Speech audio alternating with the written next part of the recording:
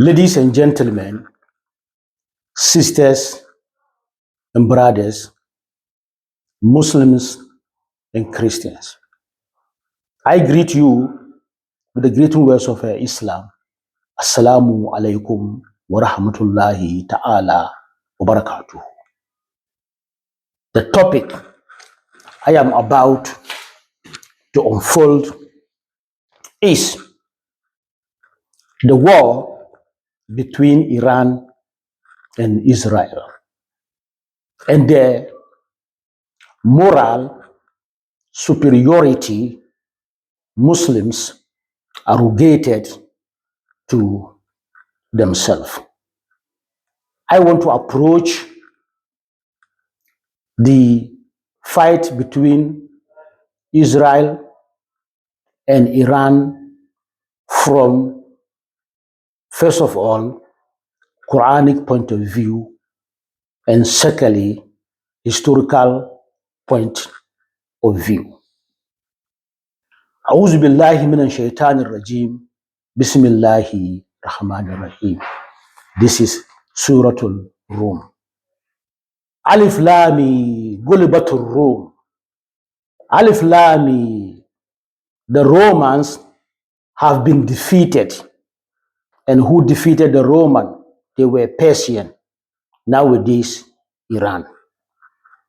في أدنى الأرض وهم من بعد غلبهم سيغلبون.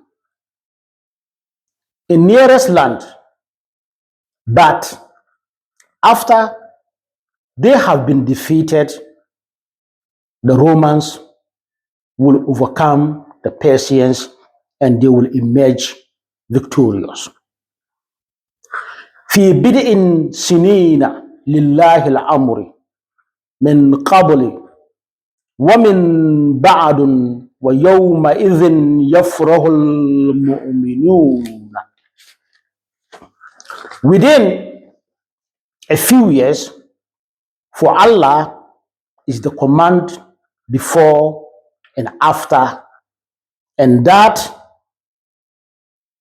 day Muslim will rejoice. The believers will rejoice. The day Roman will defeat the Persians of then and nowadays Iran. According to Quran, the Muslim will rejoice because the Roman defeated the Persians, because the Persians of then were neither Muslims nor Christians. بنصر الله ينصر من يشاء وهو العزيز الرحيم. With the help of Allah, He helps whom He wills, and He is the Almighty, the most merciful. So, Quran is telling us that when Persians defeated the Romans will also defeat Persians, and Muslims will rejoice because the Romans of that time, they were Christians and they believe in God. And the Persians of that time, they were neither Muslim nor Christians. Persian Empire was formed in 550 BC, 550 years before our Prophet Isa was born. And Roman Empire was formed 27 BC, 27 years before our Prophet Isa was born. By then, Persian has defeated Rome many times.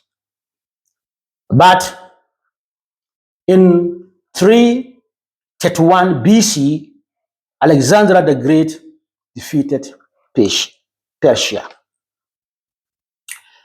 And Shapur, the king of Persia, defeated Rome in AD 260. So after 260 years after our prophet Isa was born, the Persian defeated Roman again.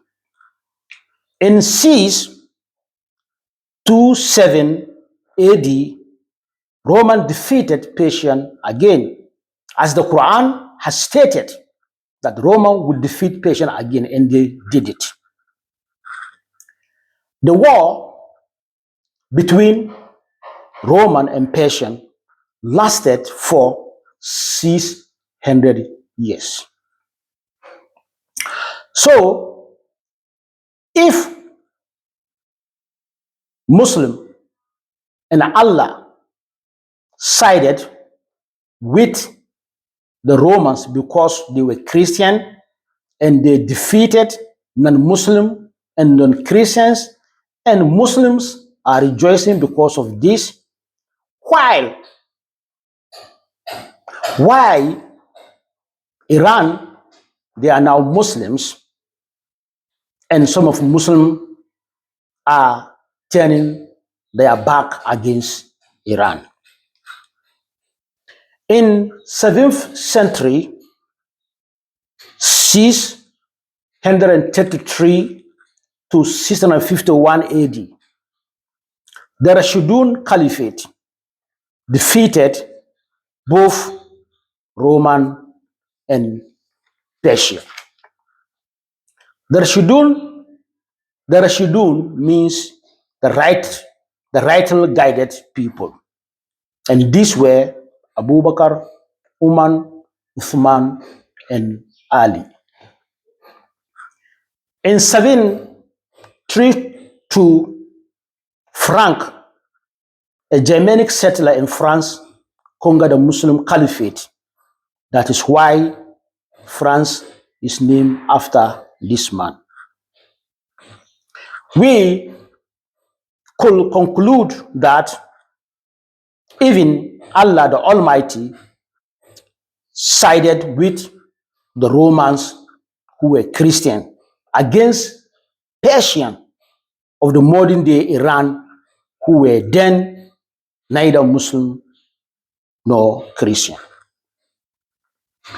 But we know Iran as a country has long time become Muslim country.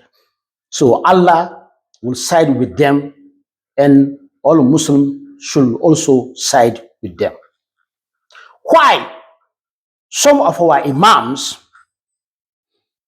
are castigating, insulting, and disgracing some of our Muslim brothers because they do not belong or share the same Aqidah with them. Why some of our imam want to hijack the Islam as if Islam, it is their property and they have sole right to do whatever they like by sending people to hell or paradise. While Allah said in His Quran al-Kareem, Quran 2, verse 62, A'udhu billahi minan shaitanir rajim, Bismillahi rahmanir rahim. Innal ladhina amanu wal ladhina hadu wan nasara was-sabiina man amana billahi wal yawmal akhir wa amila salihan falahum ajruhum inda rabbihim wala khawfun alayhim wala hum yahzanuna. Indeed, the believers, Jews, Christians, and Sabians, whoever truly believes in Allah in the last day and does good will have their reward with their Lord. and there will be no fear for them, nor will they grieve. If we base our findings on Quran alone, we will have prevented this hatred and division within the Ummah.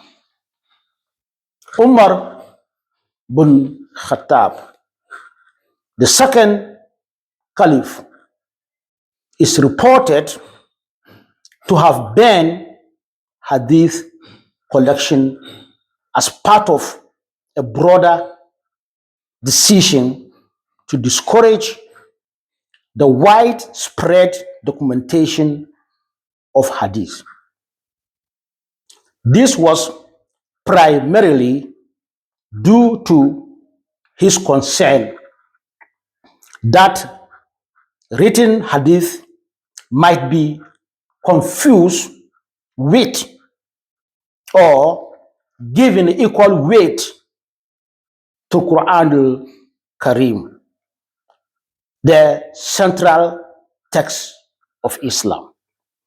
And also because he believed it was important to safeguard the Ummah, the Muslim community, from potential division arising from differing account of the Prophet, peace be upon him, words and action. Those Umar ban all the hadith to prevent division within the Muslim Ummah. Quran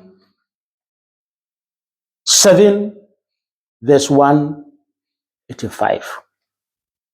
A'udhu billahi minash shaitanir rajim. Bismillahir rahmanir rahim. Awalam yanzuru fi malakuti samawati wal ardi wama khalaqa Allahu min shay'in wa asa an yakuna qad aqtaraba ajaluhum fabi ayyi hadithi ba'dahu yu'minuna. Have they reflected on the wonders of heaven and the earth and everything Allah has created, and that perhaps their end is near? So, what hadith after this Quran will they believe? Those Allah is asking us, what hadith after Quran we Muslims will believe apart from Quran? Quran 52 verse 34. A'udhu billahi minash shaitanir rajim. Bismillahir rahmanir rahim. Falyatu bihadithin mithlihi in kanu sadiqin. Let them produce hadith like it if what they are saying is true. Quran 45 verse 6. A'udhu billahi minash shaitanir rajim. Bismillahir rahmanir rahim. Tilka ayatullahi tatluha alayka bil haqq fabi ayyi hadithi ba'da Allahi wa ayatihi yu'minuna. These are Allah's revelation, which we recite to you, O Prophet Muhammad sallallahu alayhi wasallam, in truth. So what hadith will they believe in after denying Allah and his messenger? Quran 77 verse 49 to 50. Wailun lil mukaththibina. Woe that day to deniers and liars. فَبِأَيِّ حَدِيثِ بَعْدَهُ يُؤْمِنُونَ. So what message after this Quran will they believe? Quran 39 verse 23. أعوذ بالله من الشيطان الرجيم بسم الله الرحمن الرحيم. الله نزل أحسن الحديث كتابا متشابها. It is Allah who has sent down the best hadith, a book of perfect. That is why Sahih Muslim, volume 3004, read as follows. لا تكتب عني من كتب عني غير القرآن فليمهه. He said, Prophet said, do not write about me. Whoever writes about me without Quran, he should erase it. He shall efface it. So, if Prophet is telling us we should not write about him, and whoever write about him without Quran, he should erase it. That means that Quran is enough and sufficient for us. We are struggling to fathom, to understand, to decode Quran. And up till now, we could not decode it. And then we add something different to Quran, as Jews add Talmud to Torah. And this is exactly what we are also doing. Quran 2 verse 78. فَوَيْلٌ لِلَّذِينَ يَكْتُبُونَ كِتَابَ اللَّهِ كِتَابًا بِأَيْدِيهِمْ ثُمَّ يَقُولُونَ هَذَا مِنْ عِنْدِ اللَّهِ لِيَشْتَرُوا بِهِ ثَمَنًا قَلِيلًا فَوَيْلٌ لَهُمْ مِمَّا كَتَبَ أَيْدِيهِمْ وَوَيْلٌ لَهُمْ مِمَّا يَكْسِبُونَ. Allah is telling us, woe to those who wrote the books with their hands, and they will say, this is from Allah, so that they might sell it for a little money. Woe to them, what they have written with their hand, and woe to them for what they earn from it. So Allah is telling us, those woe, that's a hell to those who will write book, anything, and claim that is from Allah just to sell it for chicken change. The same thing applies to hadith. Hadith was written by different kinds of people, and they claim to come from our Prophet Muhammad sallallahu alaihi wasallam. And the authenticity of this hadith, nobody could authenticate it. That's why we have Sahih, Hasan, and Da'if. But Quran, assuming we will have Quran, Hasan, Sahih, and Da'if, who will believe in Quran al-Karim? So I think Muslim Ummah, we have to revisit and review the way we approach our Islam. I think there are a lot in the Quran which up till now we could not fathom it, and we should channel our energy and everything to this Quran al-Karim so that it will unify us instead of dividing us. Assalamu alaikum wa rahmatullahi ta'ala wa barakatuh.